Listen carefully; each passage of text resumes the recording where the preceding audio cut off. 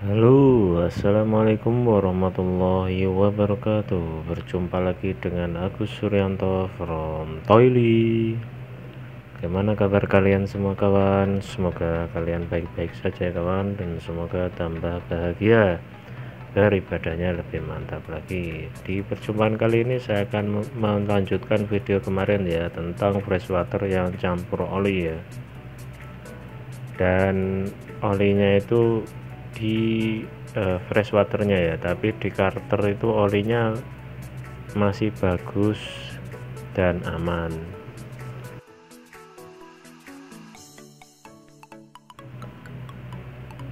Dan kami setelah air cooler dibuka, maka flashbacknya yaitu tentang liner ya dan gasket, maka harus dibuka ya. Jadi sebelum membukanya, pastikan mesin generator istirahat 24 jam ya, agar tidak kerja sia-sia ya, nanti hasilnya jong kan sayang ya. Jadi kalau nunggu istirahat 24 jam minimal ada tanda-tanda ya, air yang jatuh dari kebocoran itu ya.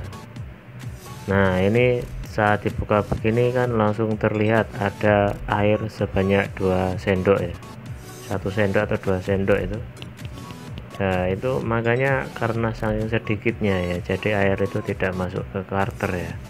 Jadi pas saat ledakan dia akan, air itu menuju ke air tawar, bahkan bisa menuju gas buang itu ya. Dan tentunya kalau sudah ditemukan ya kita eksekusi ya. Ini ya, jadi airnya itu mengumpul hanya di pertengahan piston ya. Jadi makanya air itu tidak jatuh ke Carter ya, karena cuma sedikit. Nah, kalau semama ragu ya bisa dibikin lama lagi ya. Dan air yang sebelah nomor 6 itu air sisa-sisa ya, yang jatuh dari head cylinder, karena arangnya pun masih kering sekali ya. Sedikit dikisi air ya, tidak terlalu ada tanda-tanda air keluar dari silinder ya, cuma ada terlihat karat saja. Nah, ini ya caranya mencari kebocoran. Kita eksekusi ya, yaitu kita drain olinya dan kita buka Carternya ya.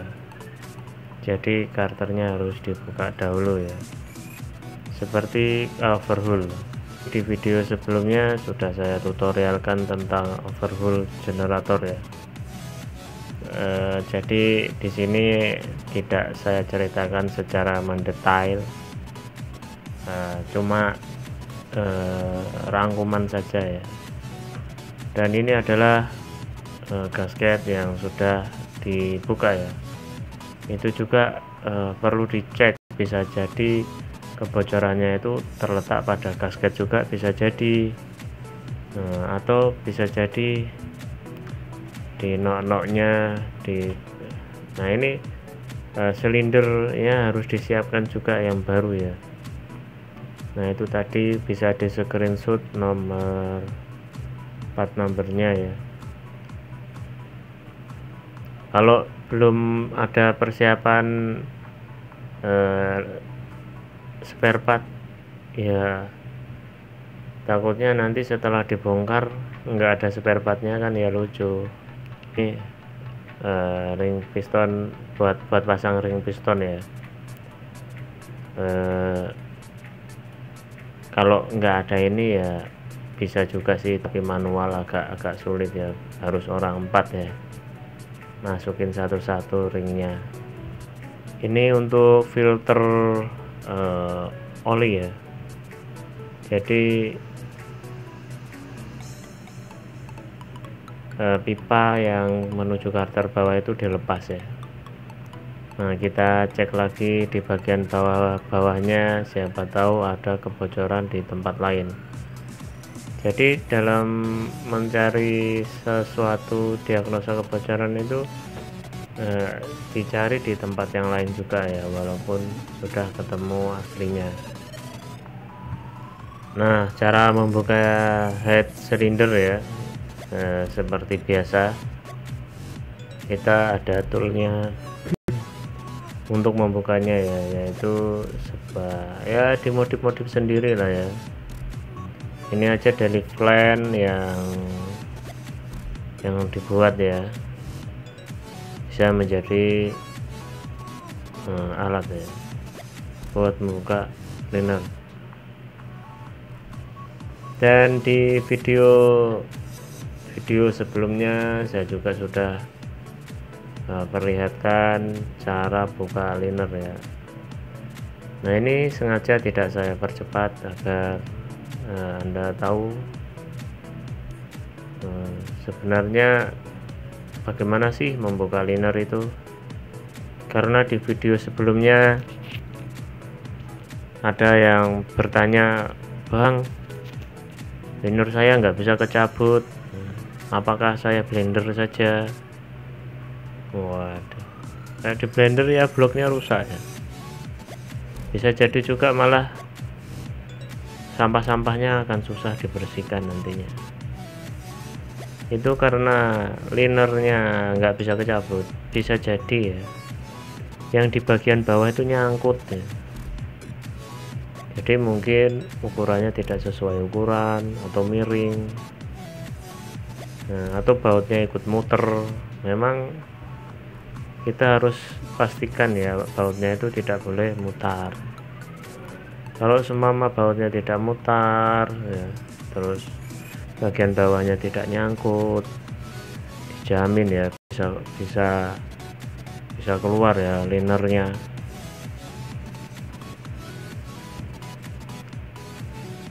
Terus kalau semama di bautnya itu ada yang rusak, ada yang bekas kepukul, itu ya harus dikikir ya, dikikir ya pelan-pelan supaya bautnya itu tidak nyangkut, tidak terasa berat.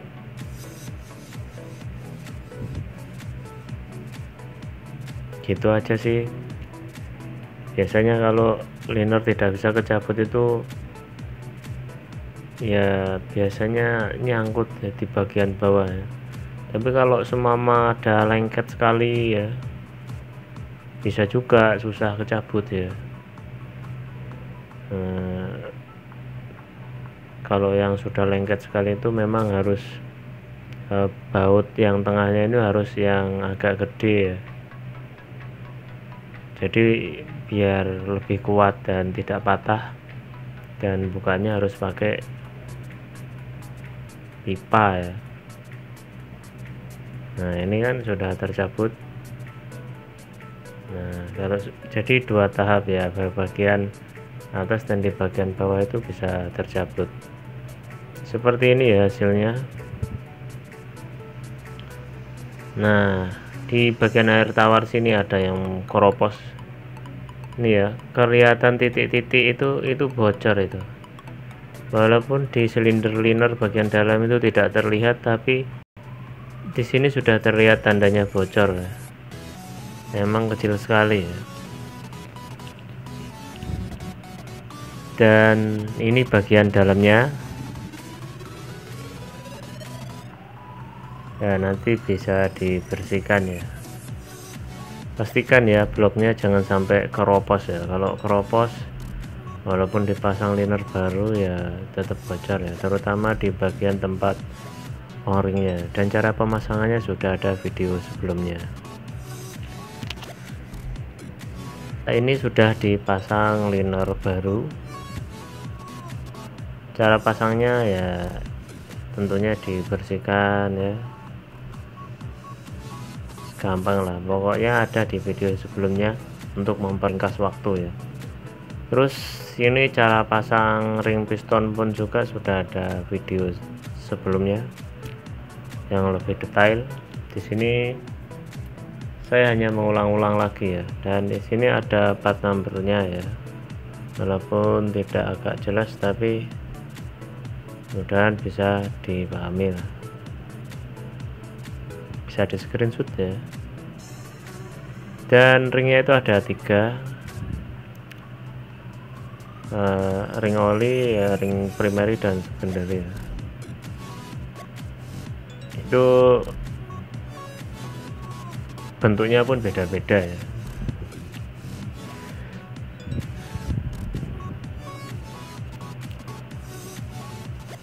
Dan cara pemasangannya ya, kita pasang dahulu di pernya, kita pasang,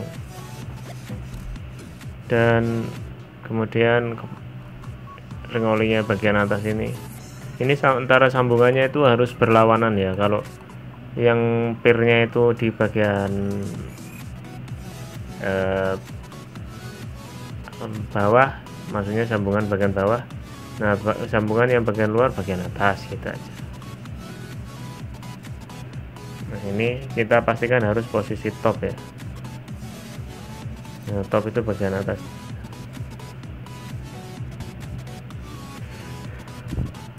Jadi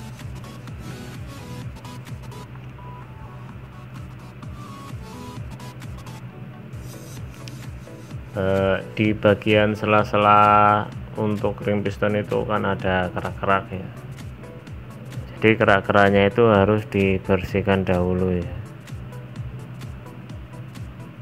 Jangan sampai mengganggu aktivitas kerjanya ring piston ya, yang akibatnya kalau seumpama ada kerak di bagian dalam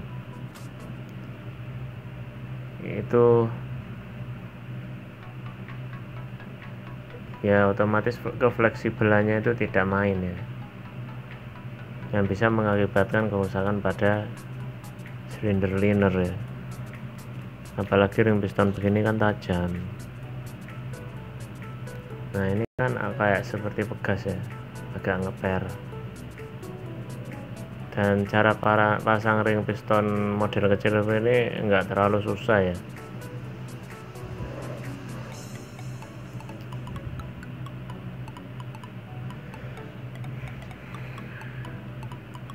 Tapi walaupun agak gampang ya, kita tetap harus hati-hati jangan sampai patah ya. Kalau sampai patah satu ya otomatis ujung-ujungnya akhirnya yang lama dipakai lagi. Kalau enggak ada spare lagi ya. Nah ini, nah disitu ada kode tanda top ya. Nah itu ada A top, itu bagian atas, A top di bagian atas. Dan untuk di bagian oli itu tidak ada kode top ya.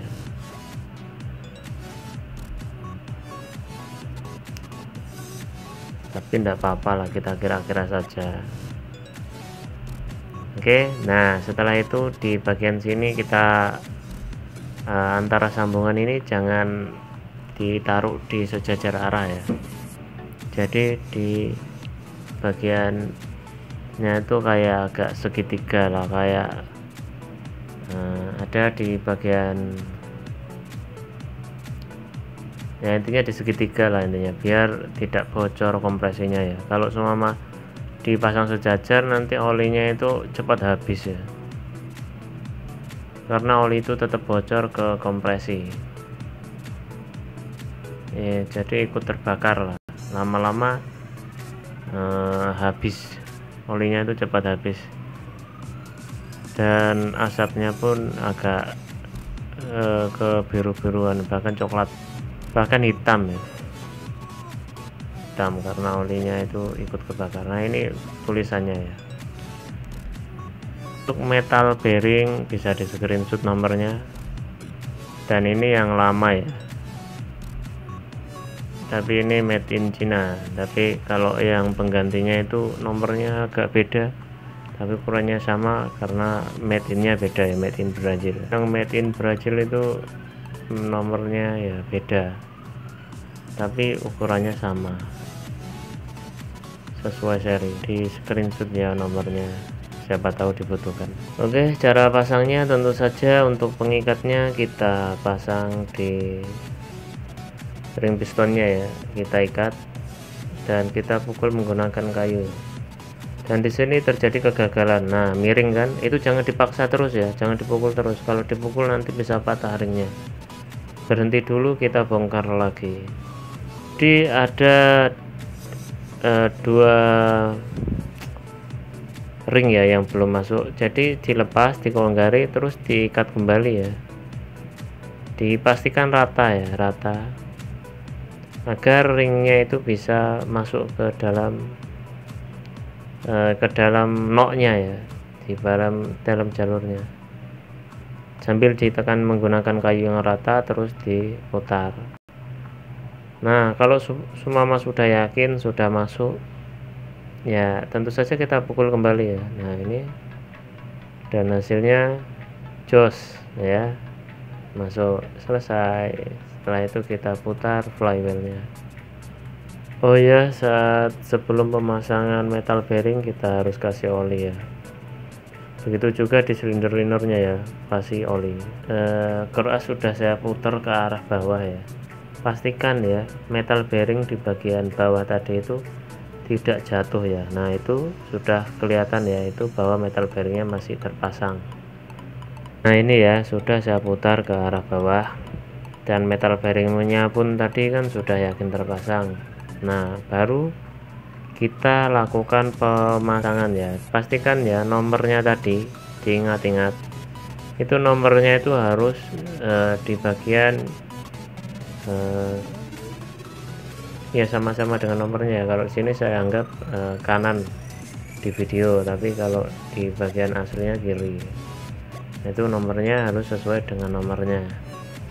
Oke, setelah masuk seperti itu ya, bautnya kita pasang ya. Jadi ukurannya 70, habis itu 125. Akan kunci torsi ya, pertamanya 70. Nah, ikatan kedua 125 ya. Intinya pokoknya diikat saja sampai bunyi torsinya bunyi cetek, itu menandakan sudah sesuai ukuran ya. Nah, seperti ini contohnya ya cara pemasangannya. Kita ikat ya. Setelah itu sebelum head silindernya ditutup, itu pastikan dulu ya di bagian liner itu ada sampah-sampah, karena kita itu tadinya habis membersihkan menggunakan gerinda beras ya. Jadi sampah-sampah yang ada di silinder itu harus bersih ya, karena mesin kecil itu tidak ada blow-nya ya, blow up-nya nggak ada. Nah, ini jangan sampai ada sampah ya yang mengakibatkan goresan pada silinder liner ya. Harus bersih ya, sisa-sisa arang harus bersih ya. Kita kasih oli semuanya ya sebelum dipasang head cylinder. Ini untuk gasket head cylinder ada part numbernya, bisa di screenshot jika dibutuhkan ya. Nah, ini cara mengikatnya untuk gasket ini, yaitu yang pertama 70, kemudian 145, kemudian 195 ya. Jadi 3 kali langkah, dan di video sebelumnya pun saya sudah tutorialkan cara pasang head cylinder ya. Dan cara mengikatnya pun dari tengah menuju ke besar, dari tengah menuju ke besar, seperti mutar ya. Jadi agar tekanannya itu rata. Pastikan jangan kebalik ya, di situ ada noknya, lubang-lubangnya ya. Nah, kalau sudah yakin baru kita pasang. Ini head cylinder sudah di atas gasket ya. Pastikan sebelum dipasang di gasket itu kita bersihkan ya di bagian bawahnya, jangan sampai ada sampah. Nah, pastikan bersih, karena apa? Karena kan tadinya kan di permukaan head cylinder ini kan di lantai bawah ya, siapa tahu ada cat atau sampah-sampah apa yang nempel. Nah, itu kalau sampai tidak bersih, itu bisa mengakibatkan kebocoran pada gasket ya, karena gasket tidak bisa menempel sempurna ya. Nah, setelah itu kita turunkan saja chain blocknya, pastikan masuk di noknya ya. Nah, itu di samping itu ada nok, masukkan saja di noknya, otomatis yang lainnya akan ngikut ya. ada 2 nok situ. Noknya di bagian ujung itu kelihatan ya. Nah, itu sudah masuk noknya. Nah, tinggal yang sebelah sana. Habis kalau yang sana juga masuk di noknya, ya otomatis sudah sesuai dengan posisinya ya. Jadi jangan ragu ya. Nah, setelah masuk seperti ini ya, kita tinggal ikat ya. Ukurannya 70, 145, 195. Dalam pemasangan baut ya, kalau ada yang cat-catnya itu di bagian luar ya, kalau enggak ada catnya itu di bagian dalam. Ikatan anggap aja sudah ya di video sebelumnya. Nah, ini ada nepel air ya, ini jangan sampai lupa, dan ini saya tutorialkan juga ya, karena di pemasangan nepel air ini kadang-kadang lupa yang mengakibatkan kebocoran ya. Jadi di dalamnya itu dikasih seal tip ya, biar tidak bocor ya. Walaupun nepel ini kecil ya, tapi kalau tidak dipasang ya airnya bocor ya. Oke, ada satu nepel lupa itu yang di bagian atas. Oke, setelah dipasang, jangan dulu dipasang karternya ya. Pokoknya intinya diisi dulu airnya, kita tes dulu. Di saat pengisian ya pastikan dulu nepel di bagian bawah itu pengisian ditutup ya, kemudian diisi air sampai penuh ya. Setelah itu kita istirahat dulu, makan sambil menunggu ya. Kode, jadi setelah pengisian ini dibiarkan dulu minimal 2 jam ya. Dipastikan dulu tidak ada kebocoran ya. Nah, cara ngeceknya ya di bagian bawah sini ya, apakah ada kebocoran air di sini. Nah, kalau masih ada bocor, tentunya pemasangan silinder linernya kurang tepat ya, atau bisa jadi bloknya sudah keropos. Kalau sama keropos ya kita terpaksa harus kasih silikon ya, kan ya nggak mungkin kalau ganti blok. Nah, ini ya, atau bisa jadi kebocoran itu di bagian-bagian silinder yang lain ya, karena seharusnya cara pemasangan silinder kalau sudah ada tanda-tanda keropos itu biasanya yang lain ikut keropos ya, tapi di sini gantinya satu ya. Jadi untuk generator yang di bagian kanan ini sering sekali ya cabut silinder ya. Di video-video sebelumnya itu semuanya generator yang sebelah kanan semua ya. Nah, ini ya sudah saya isi air tetapi kurang penuh, dan ada yang lupa satu nepel ya, belum saya pasang ya, akhirnya bocor dan airnya itu tumpah ya. Nah, itu saya lupa ya. Nah, dia tumpah ke bawah, enggak apa-apa. Kebocoran tadi itu mengacaukan penyelidikan ya. Ternyata airnya masuk ke dalam situ ya, sistem ya, tapi enggak apa-apa sih karena karternya juga kan belum dipasang.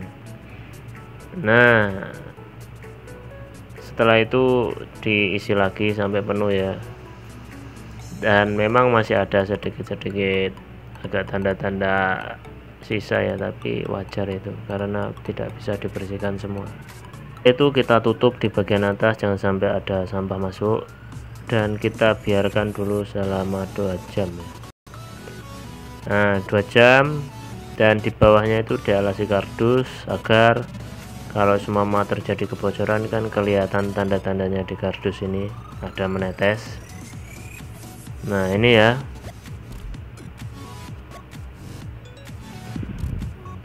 Jadi kalau seumpama ada kode air menetes ya ya bisa terdeteksi di kardus ini. Nah, setelah itu kita istirahat dulu, kita sholat dulu sambil menunggu Anda sudah yakin, baru kita lanjutkan kembali pemasangan berikutnya. Oke ya, untuk pemasangan yang lain-lain sudah ada di video sebelumnya ya. Oke, anggap saja sudah dipasang semuanya.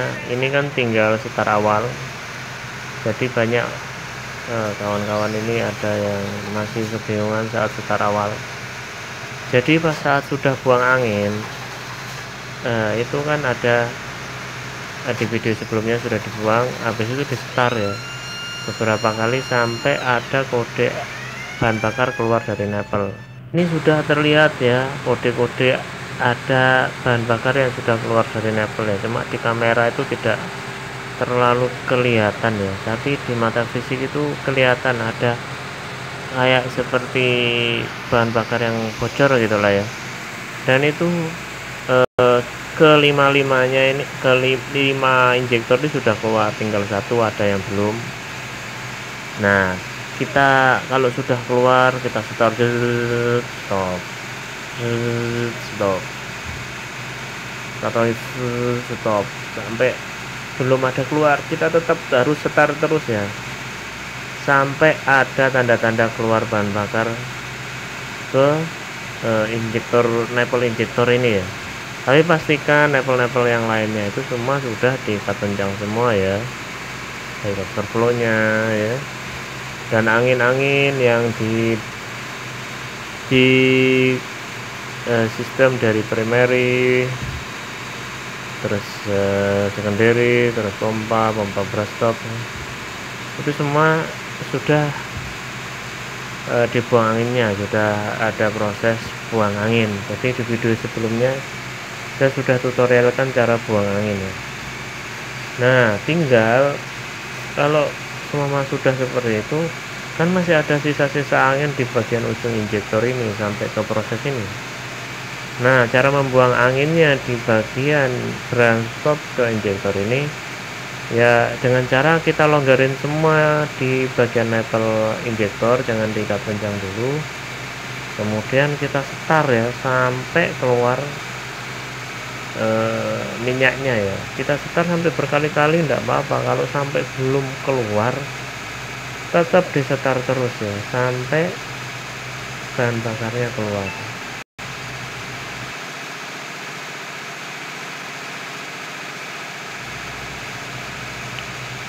Nah, ini ada di bagian yang belum keluar ya. Jadi kalau cuma 5 silinder 5 injektor ini sudah keluar, kalau cuma tinggal satu itu biasanya mesin tetap hidup ya. Jadi kita pastikan ikat saja sampai full, sampai kencang, kemudian kita longgari satu putaran ya, biar nanti pas saat mesin itu sudah bunyi kita itu mengikatnya cepat ya. Apalagi di posisi yang saya ikat ini kan posisinya agak susah, jadi kalau cuma longgarnya terlalu banyak ya nanti kok minyaknya itu tumpah-tumpah kemana-mana ya.